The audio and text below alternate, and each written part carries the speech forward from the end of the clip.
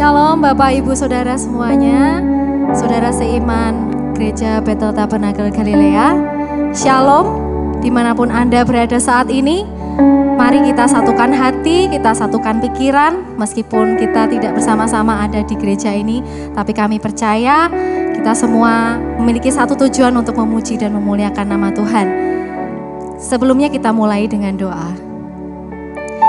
Bapa di dalam surga, terima kasih Tuhan atas kesempatan yang Kau berikan pada kami hari ini. Tuhan, kami boleh bersama-sama berkumpul, menyatukan hati kami, menyatukan iman kami, menyatukan pikiran kami untuk memuji dan memuliakan nama-Mu Tuhan.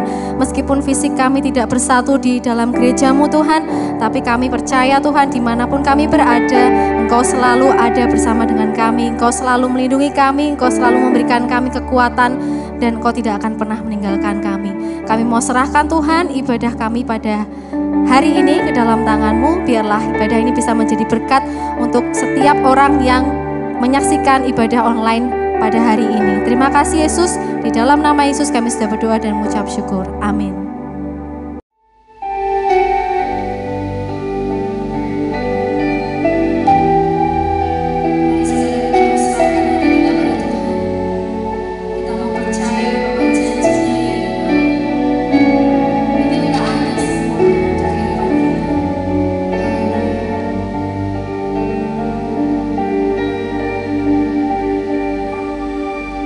Sungguh besar setia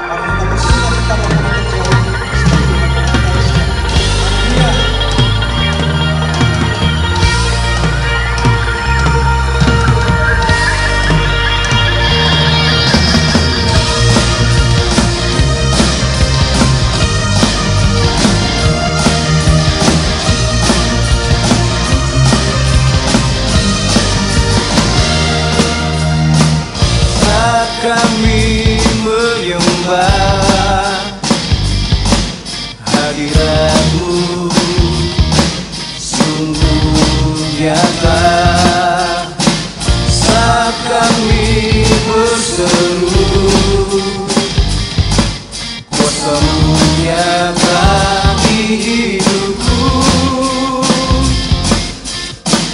Jadikan ku hamba-Mu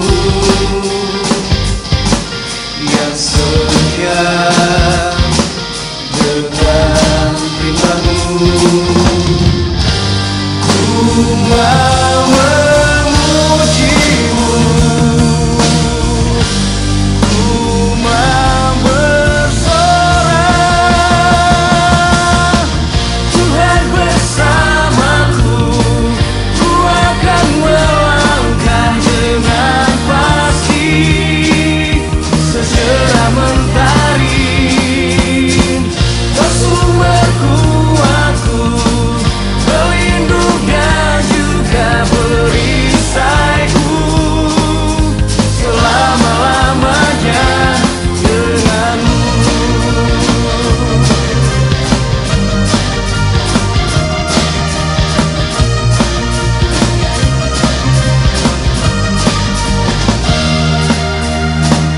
Jadikan ku hamba-Mu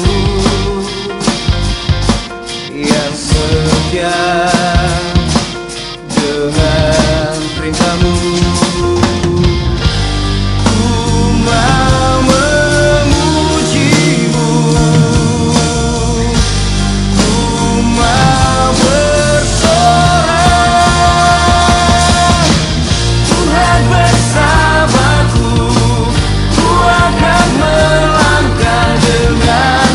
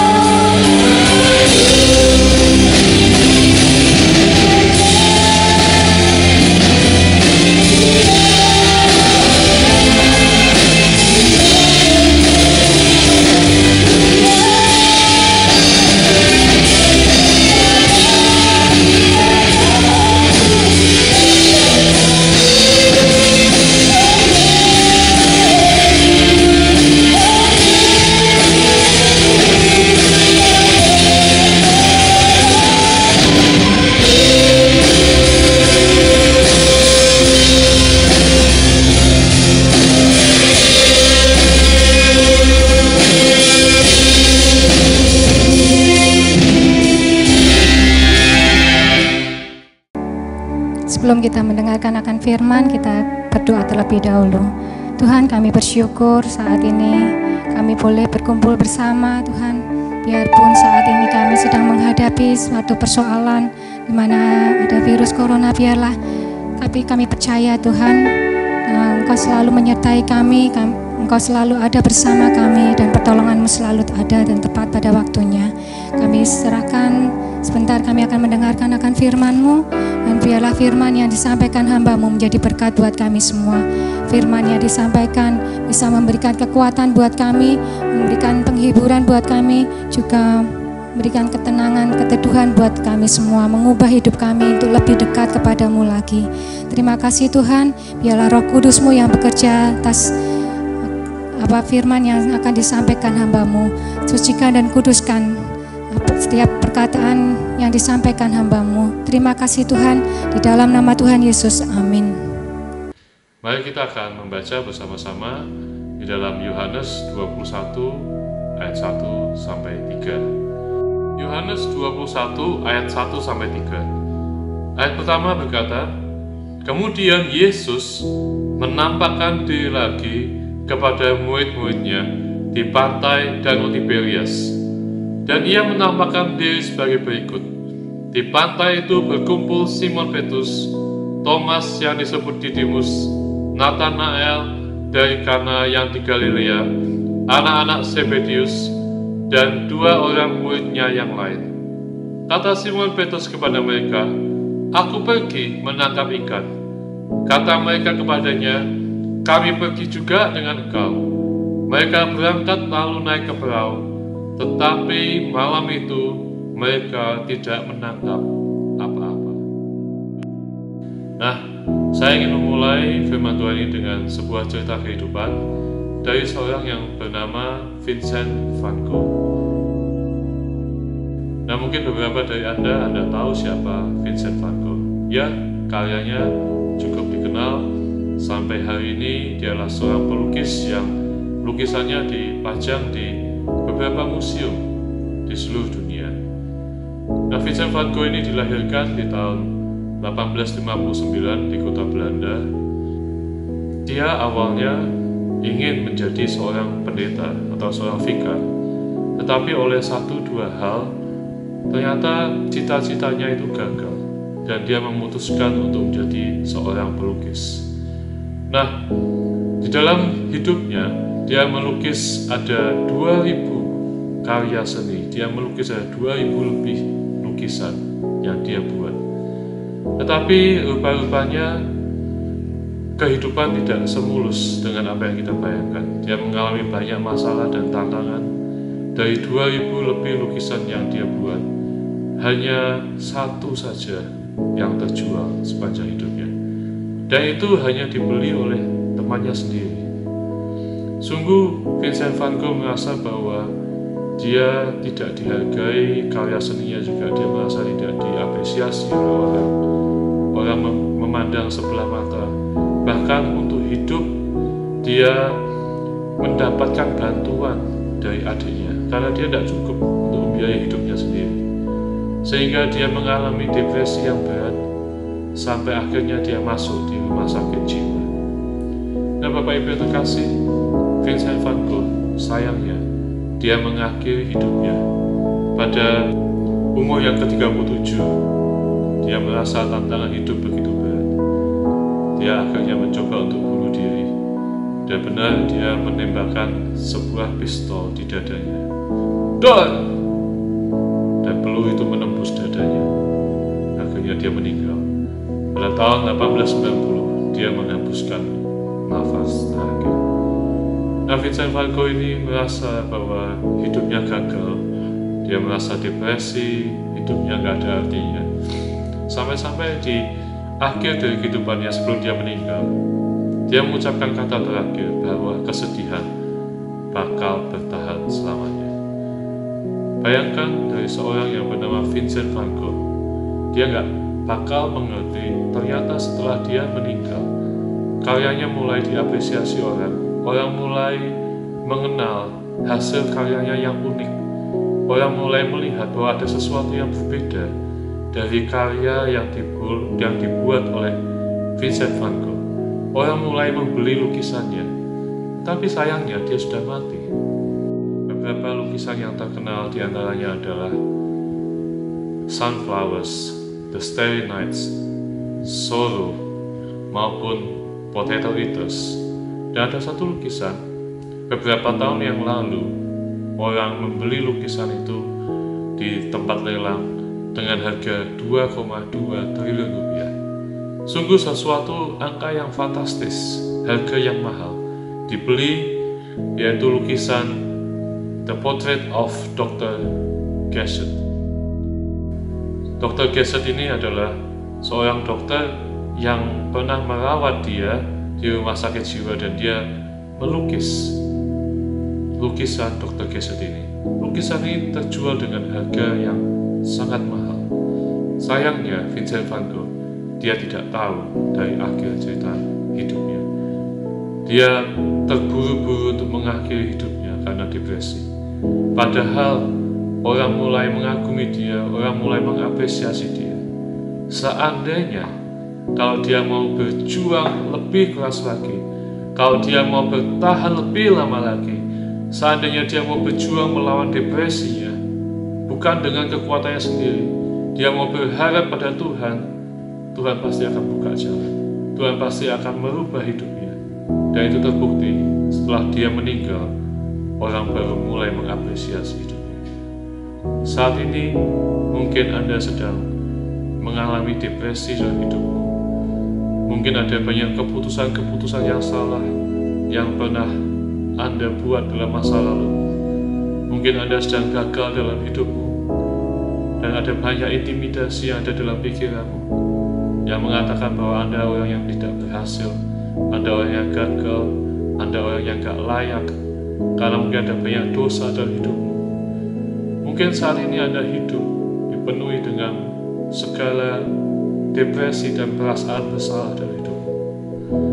Saya percaya rancangan Tuhan buat hidupmu bukan rancangan kecelakaan. Rancangan Tuhan ada hari depan penuh dengan pengharapan. Rancangan yang indah dalam hidupmu. Dia tidak ingin Anda berakhir menjadi orang yang gagal, orang yang menyesal, orang yang tidak pernah bisa memaafkan dirimu sendiri akan segala keputusan yang Anda pernah buat. Dia ingin melawat Anda hari ini. Dia ingin memulihkan hidupmu. Dia ingin merestorasi hidupmu, sehingga Anda boleh menjadi orang yang merdeka. Anda boleh menjadi orang yang menang di dalam nama Yesus. Dan biarlah firman Tuhan pada saat ini boleh memberkati hidup Anda. Nah, mari kita belajar dari seorang yang bernama Petrus. Kehidupannya juga tidak jauh berbeda. Petrus adalah orang yang pernah gagal hidupnya, tapi bagaimana Tuhan merestorasi hidupnya dari seorang yang dipenuhi dengan depresi, sehingga Tuhan bisa memakai dia dengan luar biasa. Biarlah itu boleh terjadi dalam hidup saya dan saudara pada saat ini. Nah, siapakah Petrus? Petrus adalah salah satu murid Yesus yang Tuhan panggil pertama kali. Dia adalah salah satu murid yang dekat dengan Yesus. Petrus adalah orang yang cepat mengambil keputusan, tetapi rupanya dia terkadang menyesali keputusan itu. Petrus adalah orang yang Tuhan bertanya kepada semua orang. Tuhan berkata, siapakah aku ini? Orang menyangka dia adalah Yohanes Pembaptis, orang menyangka dia adalah Nabi, orang menyangka dia adalah Elia. Tetapi Petrus satu-satunya yang berkata bahwa Yesus, Engkau adalah anak Allah yang hidup.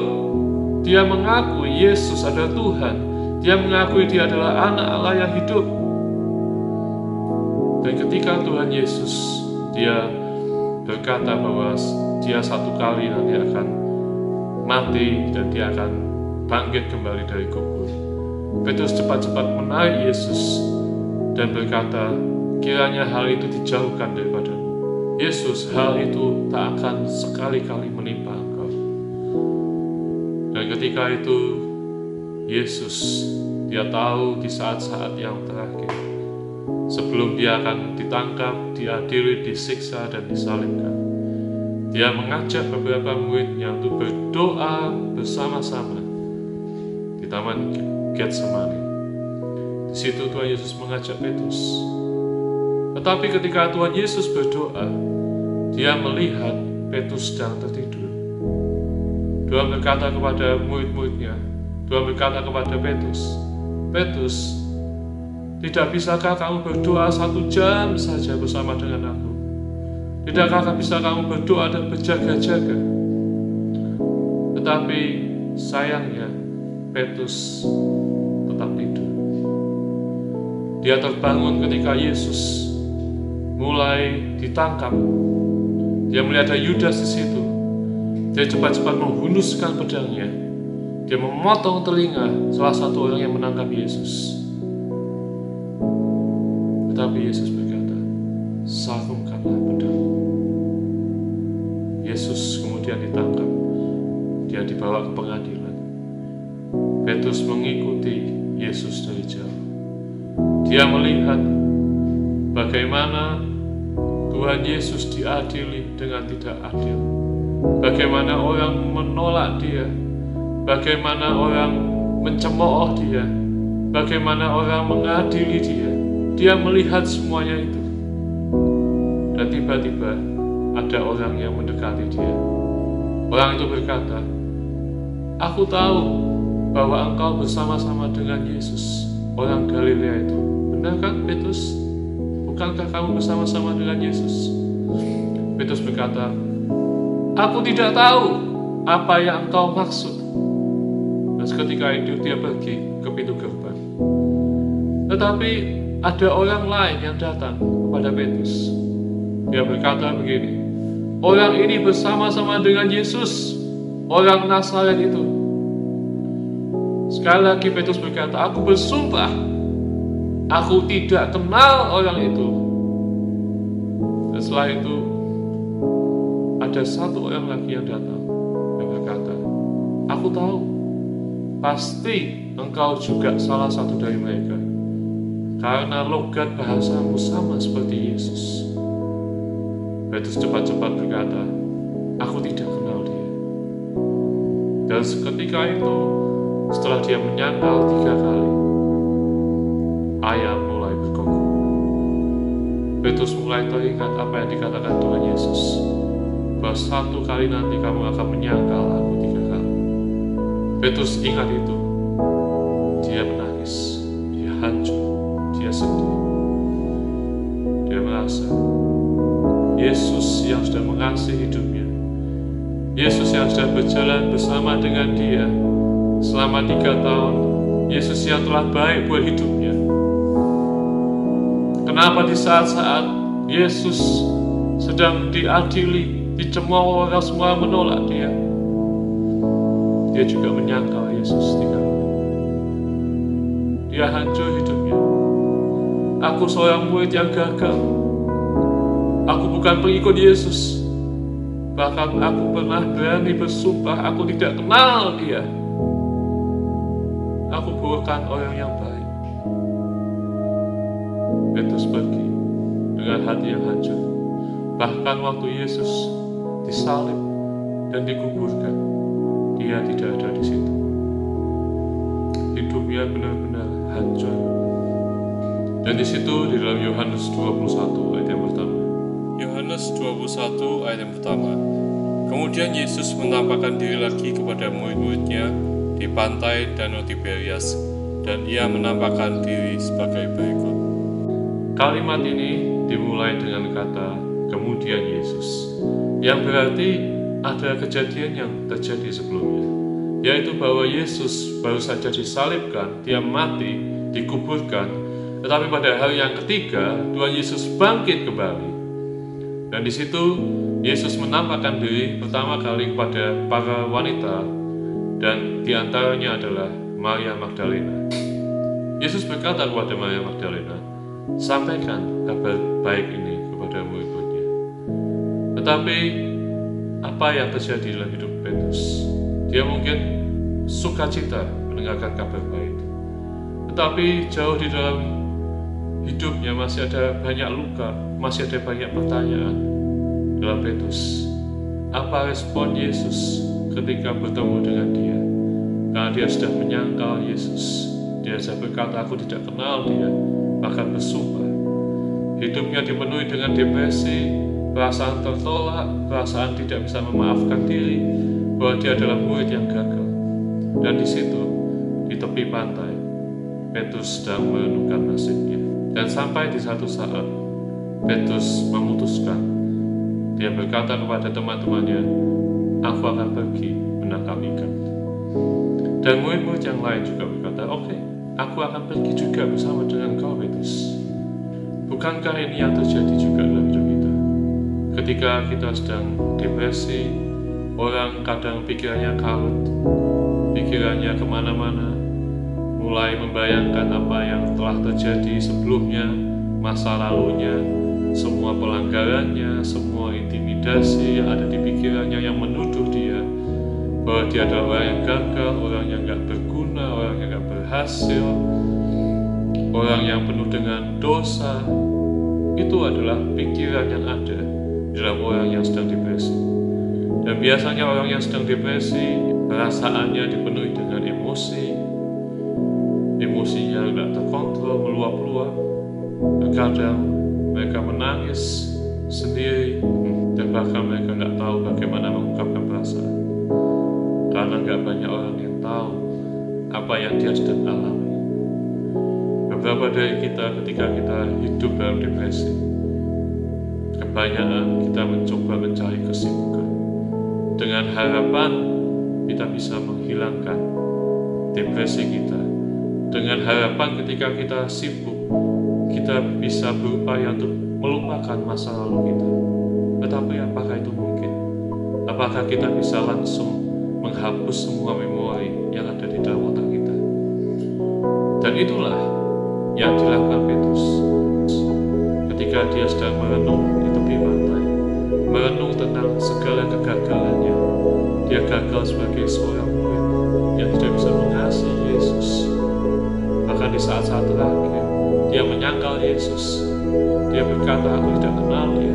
Kata-kata itu selalu ada dalam otaknya. Itu yang mengintimidasi dia.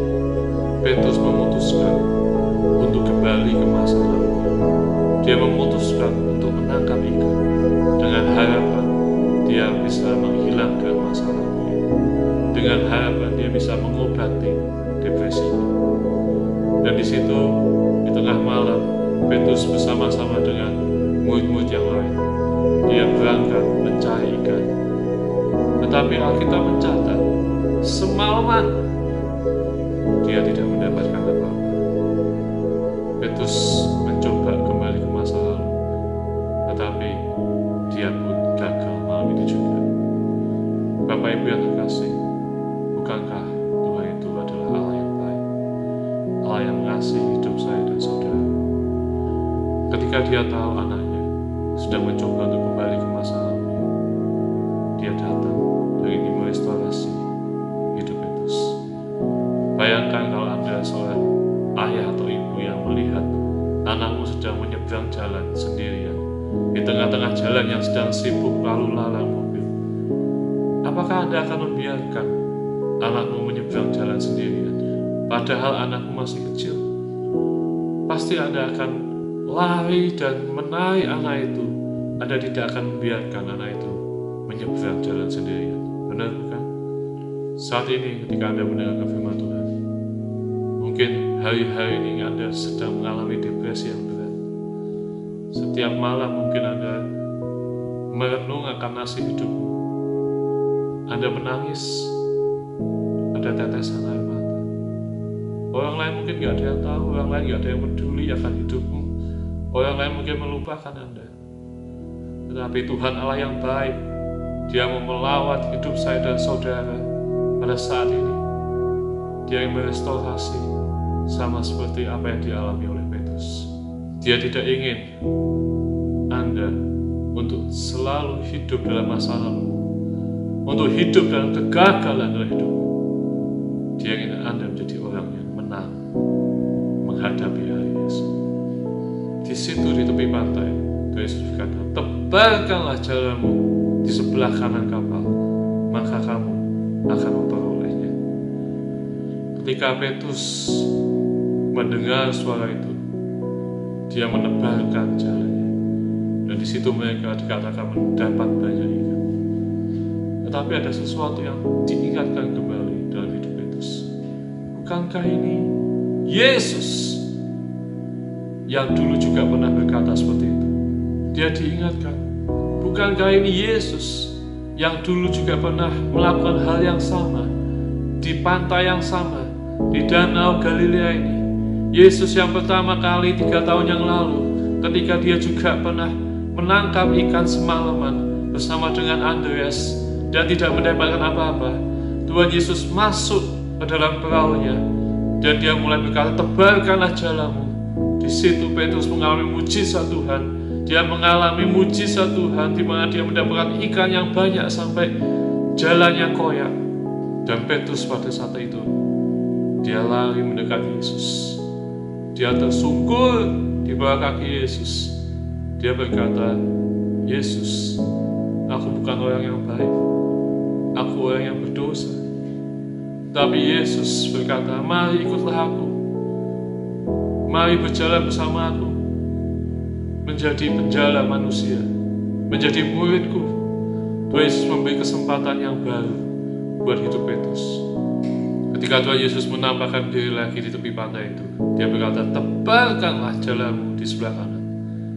Petrus mulai teringat, oh itu Yesus yang telah bangkit. Seakan-akan di sini Tuhan mengulang kembali mujizat itu. Ya seakan-akan berkata kepada Petrus, Petrus, ingat apa yang telah terjadi dahulu. Aku melakukan hal yang sama. Aku ingin membuka kesempatan yang baru, seperti apa yang dulu aku pernah berikan kepada engkau. Membuka kesempatan untuk menjadi pengikutku, untuk menjadi muridku.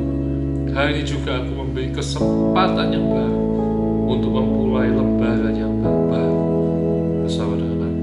Mungkin hari ini pun hal yang sama mungkin sedang terjadi dalam kamu.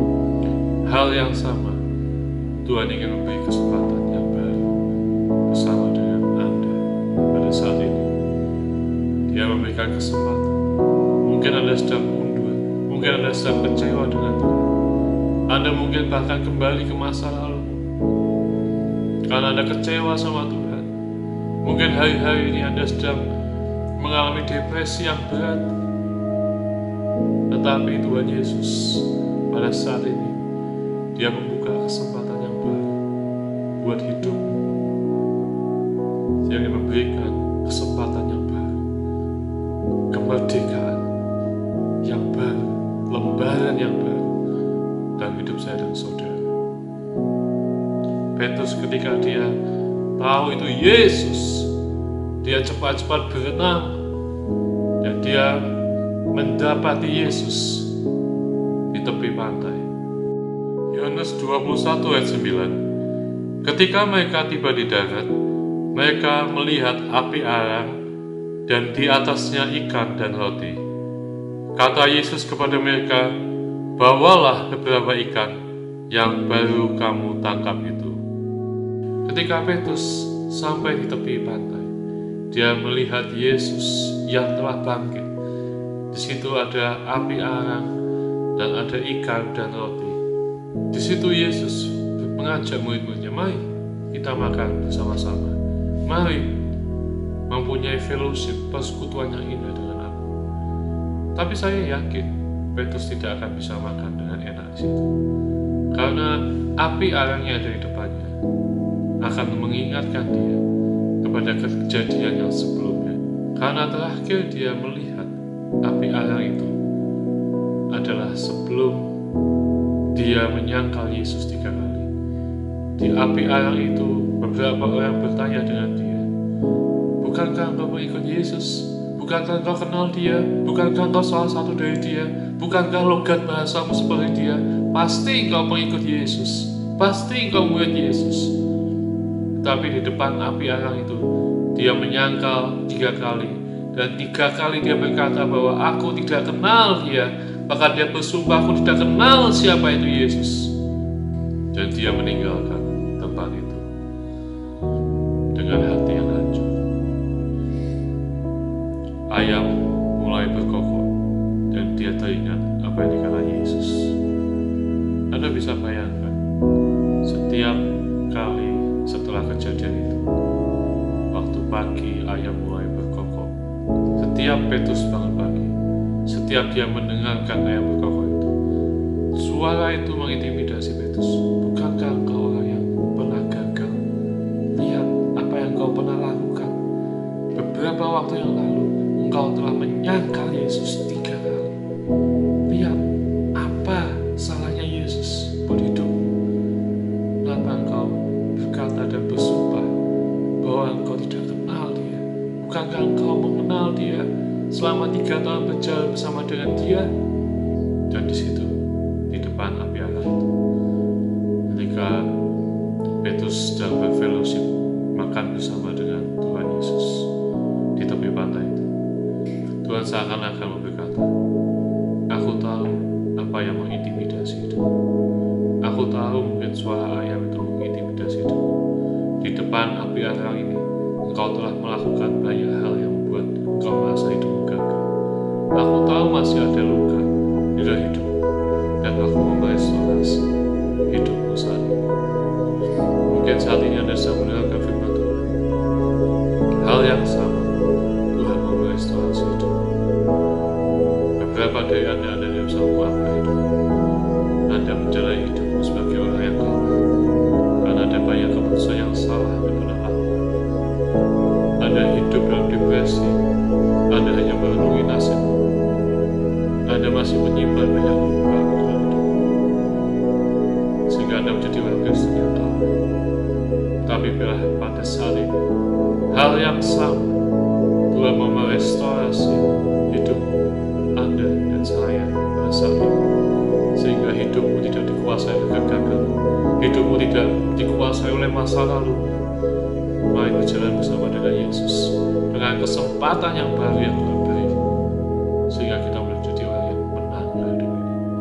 Di situ Tuhan Yesus mulai bertanya kepada Petrus, Petrus, apakah engkau mengasihi aku lebih daripada mereka ini? Simon Petrus berkata, ya Tuhan, aku mengasihi kau. Yesus berkata, gembalakanlah domba-domba. Apa maksud Tuhan berkata, Petrus, apakah engkau mengasihi aku lebih daripada mereka ini? Apa maksud kata lebih daripada mereka ini? Kata ini mengacu kepada apa yang Petrus pernah katakan. Ketika perjamuan malam terakhir itu, Tuhan berkata salah satu akan mengkhianati aku. Dialah Yudas Iskariot. Petrus berkata, biarpun mereka semua terguncang imannya karena engkau, aku sekali-kali tidak. Bahkan Petrus berkata, sekalipun aku harus mati bersama-sama engkau Yesus, aku tak akan menyangkal engkau. Itulah yang Tuhan maksud. Petrus, apakah benar dulu engkau pernah berkata bahwa biarpun mereka semua tergoncang imannya karena engkau, aku sekali-kali tidak?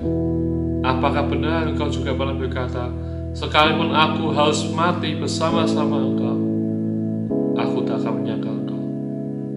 Tetapi lihat kenyataannya, engkau telah menyangkal 3 kali.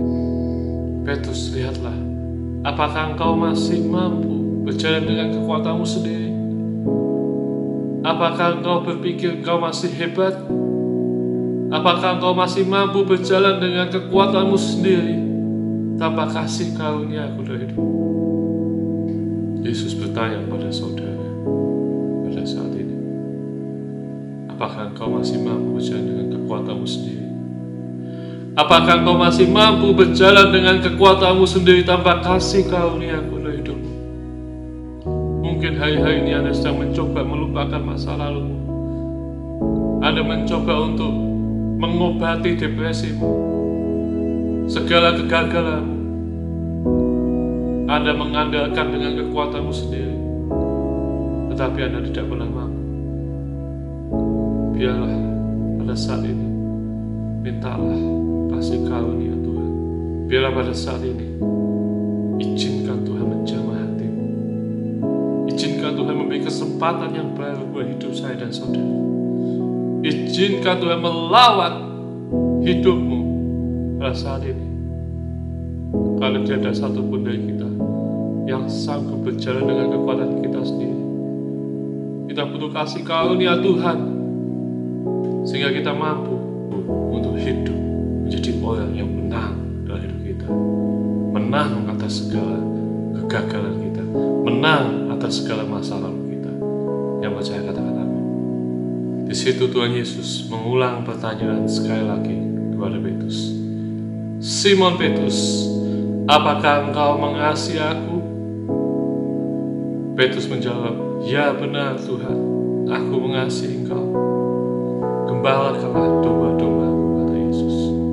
Ketiga kali Tuhan Yesus berkata, Simon Petrus, apakah engkau mengasihi aku? Petrus berkata, ya benar Tuhan, aku mengasihi engkau. Dia mulai hancur hatinya. Dia berkata, Tuhan, engkau tahu segala sesuatu yang ada dalam hidupku. Engkau tahu kalau aku mengasihi engkau. Yesus berkata, gembalakanlah domba-domba. Ketika Yesus berkata kepada Petrus 3 kali, apakah engkau mengasihi aku? Di situ Tuhan Yesus memakai bahasa pertanyaan dengan kata mengasihi, dengan kata yang spesifik. Dan Yesus berkata, Petrus, Simon Petrus, apakah engkau mengasihi aku dengan kasih yang agape? Kasih yang agape adalah kasih yang tanpa syarat, kasih yang mau berkorban. Itulah kasihnya Yesus. Simon Petrus berkata, ya benar Tuhan, tetapi aku baru bisa mengasihi engkau dengan kasih filio, kasih persaudaraan, kasih sebatas sebagai teman. Tuhan berkata, gembalakanlah domba-domba. Dan Tuhan Yesus mengulang lagi pertanyaan itu. Simon Petrus, apakah engkau mengasihi aku dengan kasih yang agape, kasih yang tanpa syarat, kasih yang mau berkorban? Sudahkah engkau memiliki kasih itu? Simon Petrus sekali lagi berkata, ya benar Tuhan, aku mengasihi kau, tetapi kasihku masih sebatas kasih filio, kasih persaudaraan. Yesus berkata, gembalakanlah domba-domba. Dan yang ketiga, Tuhan tahu hati Simon Petrus. Dia masih belum bisa mengasihi seperti Tuhan Yesus mengasihi dia. Tuhan yang baik, Tuhan yang menyayangi hidup Petrus itu. Dia menurunkan standarnya. Dia bertanya kepada Petrus, Simon Petrus, apakah engkau mengasihi aku dengan kasih filio, kasih persaudaraan? Di situ Petrus mulai hancur hatinya. Dia mulai menangis. Dia berkata pada Yesus, ya benar Tuhan, aku mengasihi engkau dengan kasih filio, kasih persaudaraan. Yesus berkata, gembalakanlah domba-domba. Di situ Tuhan seakan-akan sedang mengoperasi hati Petrus yang hancur. Hati Petrus yang dipenuhi dengan segala depresi, segala kegagalan, segala masa lalu. Tuhan sedang memulihkan hati Petrus. Di situ Petrus, dia berkata, Tuhan benar, aku baru mengasihi engkau dengan kasih filio. Engkau tahu segala yang ada dalam hidupku. Engkau tahu segala sesuatu. Engkau tahu hidupku, Tuhan. Aku belum bisa mengasihi engkau seperti engkau mengasihi aku. Kasihmu itu luar biasa, kasihmu itu agape Tuhan. Seperti engkau mengasihi aku. Bahkan engkau rela mati di kayu salib buat hidupku Tuhan. Buat pelanggaranku Tuhan. Buat masa laluku Tuhan. Oh Tuhan, Kau Allah yang baik. Dan Tuhan Yesus berkata, mungkin kau belum bisa mengasihi aku dengan kasih agape, tetapi belajarlah mengasihi aku. Meskipun kasihmu baru kasih fileo, kasih persaudaraan, tetapi ketika engkau menerima kesempatan yang baru, lembaran yang baru, aku berdoa agar satu hari nanti engkau boleh mempunyai kasih agape, kasih yang tanpa syarat, kasih yang mau berkorban, seperti apa yang kau pernah lakukan buat hidupmu. Nah, saudara yang terkasih, izinkan Tuhan mengoperasi, memulihkan hidupmu saat ini. Mungkin ada banyak luka dalam hidupmu, ada banyak kekecewaan, ada banyak masa lalu yang mengintimidasi hidupmu, yang buat engkau undur dari Tuhan, yang buat engkau kecewa sama Tuhan mungkin, yang buat engkau tidak bisa memaafkan hidupmu. Izinkan kasih Tuhan mengalir saat ini, menjamah Anda. Izinkan Roh Kudus memulihkan hidupmu saat ini. Dan biarlah Anda belajar seperti Petrus. Anda boleh memiliki kasih agape yang dari Tuhan. Kasih yang mau mengampuni, kasih yang memulihkan hidupmu, kasih yang mau berkorban, sehingga hidupmu tidak dikuasai lagi hidupmu tidak dikuasai lagi oleh masa lalu, oleh kegagalanmu. Anda tidak hidup dalam depresi, tetapi Anda boleh menerima kesempatan untuk berjalan dengan lembaran yang baru dengan Yesus. Puji nama Tuhan. Mari kita berdoa bersama-sama. Terima kasih Tuhan, hamba-Mu sudah selesai memberitakan firman-Mu Tuhan. Daripada saat ini Tuhan, hamba-Mu ingin berdoa kepada setiap kami yang mendengarkan firman-Mu Tuhan. Kalau mungkin ada hal-hal yang pernah terjadi di masa lalu kita Tuhan, hal-hal yang membuat kami depresi, hal-hal yang selalu menuduh kami, yang mengintimidasi kami, terhadap semua pelanggaran kami, terhadap keputusan yang salah, terhadap apapun Tuhan, bahkan itu mungkin kata-kata yang orang pernah ucapkan atas hidup kami, yang berkata bahwa kami orang yang gak berguna, kami pernah membuat kesalahan dan lain sebagainya. Kata-kata yang terus mengintimidasi, menuduh kami Tuhan. Kami tahu kami gak sanggup untuk berjalan dengan kekuatan kami lagi Tuhan. Kami butuh kasih karunia-Mu Tuhan dalam hidup kami, sehingga kami bisa melepaskan pengampunan kepada hidup kami, kepada setiap orang yang pernah melukai hidup kami Tuhan. Dan saat ini Tuhan, biarlah kami boleh belajar kasih-Mu, kasih yang agape Tuhan. Dan saat ini Tuhan, biarlah kami mau berjalan kembali bersama dengan Kau. Kami mau memulai lembaran baru kami Tuhan. Hidup kami tidak ditentukan oleh apa yang orang katakan. Kami percaya hidup kami ditentukan oleh apa kata Yesus dalam hidup kami, apa rancangan-Mu yang terbaik dalam hidup kami Tuhan. Kami imani Tuhan, kami hari ini mau melangkah maju menuju pada rancangan yang indah dalam hidup kami. Terima kasih Tuhan, biar Tuhan firman ini boleh menjadi rema dalam hidup kami dan mengingatkan kami selalu, sehingga kami boleh menjadi orang yang benar dalam hidup kami. Terima kasih Yesus. Amin.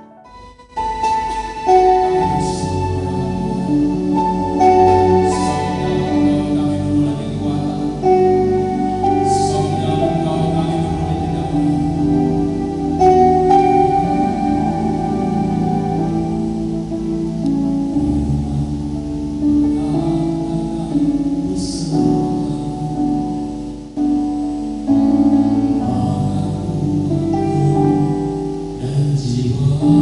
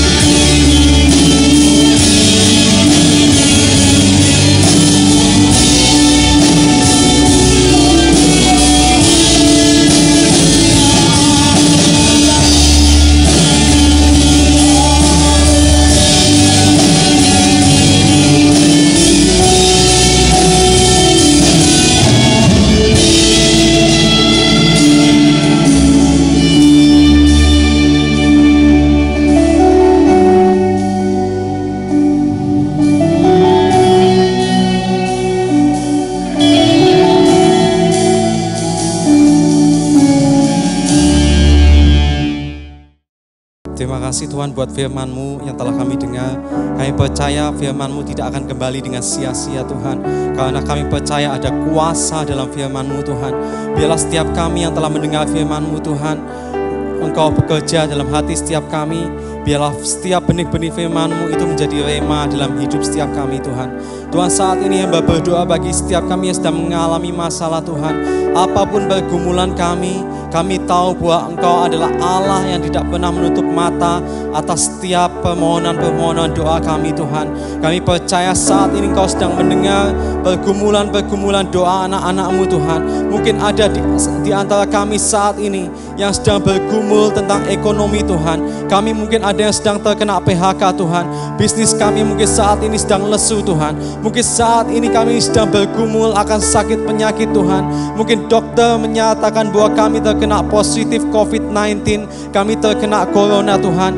Tuhan, mungkin ada di antara kami yang sedang mengalami masalah dengan keluarga kami Tuhan. Antara anggota keluarga yang satu dengan anggota keluarga yang lain sedang mengalami percekcokan, atau mungkin kami sedang mengalami masalah pribadi Tuhan. Tuhan, apapun pergumulan kami, hamba berdoa biar di dalam nama Tuhan Yesus Engkau bekerja dan Engkau berikan solusi atas setiap kami Tuhan. Ajar setiap kami untuk percaya bahwa Allah yang kami sembah, Yesus Kristus, lebih besar daripada masalah kami. Karena kami percaya Allah yang kami sembah, Yesus Kristus, adalah Allah yang hidup. Tuhan, biarlah saat ini Tuhan setiap kami boleh menyaksikan kebesaran kuasa-Mu Tuhan. Mungkin saat ini situasi menghimpit kami Tuhan, sehingga kami mungkin iman kami menjadi lemah, iman kami menjadi mundur Tuhan. Tapi hamba berdoa saat ini, biarlah di dalam nama Tuhan Yesus Engkau kuatkan setiap kami Tuhan. Biarlah kami berjalan dengan iman kami Tuhan. Tuhan, hamba berdoa saat ini juga untuk bangsa-bangsa Tuhan. Bangsa-bangsa di dunia yang saat ini sedang dilanda oleh COVID-19, sedang dilanda oleh resesi Tuhan. Hamba berdoa bagi bangsa Amerika, bangsa Cina, bangsa Australia, bangsa Inggris, bangsa Kanada, dan setiap bangsa-bangsa di dunia Tuhan. Setiap jemaat-jemaat-Mu, setiap pemirsa Tuhan yang sedang menyaksikan kebaktian online saat ini Tuhan. Biarlah Engkau kuatkan setiap mereka Tuhan. Biarlah wabah saat ini Tuhan, masa-masa kritis saat ini Tuhan, tidak membuat mereka menjadi lesu, tidak membuat mereka menjadi mundur, tapi membuat mereka makin semangat, makin berapi-api dalam Engkau Tuhan. Biarlah Engkau topang setiap mereka Tuhan. Terima kasih Tuhan Yesus. Dan biarlah saat ini setiap para pendengar yang sedang menyaksikan acara kebaktian online ini, mari terimalah berkat dari Tuhan. Biarlah kiranya berkat dari Allah Bapa dan kiranya kasih dari Tuhan kita Yesus Kristus dan di dalam persekutuan dengan Allah Roh Kudus menyertai saudara selalu dan menguatkan saudara selalu untuk terus berharap dalam Tuhan, terus maju bersama dengan Tuhan. Haleluya. Amin. Terima kasih saudara semua yang telah menyaksikan acara kebaktian online pada hari ini. Tuhan Yesus memberkati. Amin.